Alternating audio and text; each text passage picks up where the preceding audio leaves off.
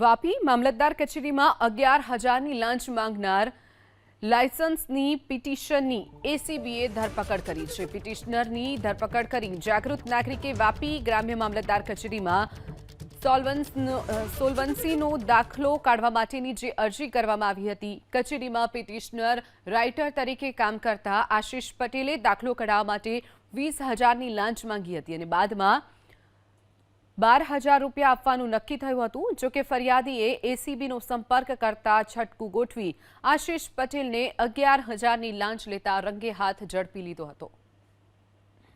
વાપી મામલતદાર કચેરીમાં 11,000ની લાંચ માંગનાર લાયસન્સની પિટિશનની એસીબીએ ધરપકડ કરી છે। પિટિશનરની ધરપકડ કરી જાગૃત નાગરિકે વાપી ગ્રામ્ય મામલતદાર કચેરીમાં સોલ્વન્સીનો દાખલો કાઢવા માટેની જે અરજી કરવામાં આવી હતી, કચેરીમાં પિટિશનર રાઇટર તરીકે કામ કરતા આશિષ પટેલે દાખલો કઢાવવા માટે 20,000ની લાંચ માંગી હતી અને બાદમાં 12,000 રૂપિયા આપવાનું નક્કી થયું હતું।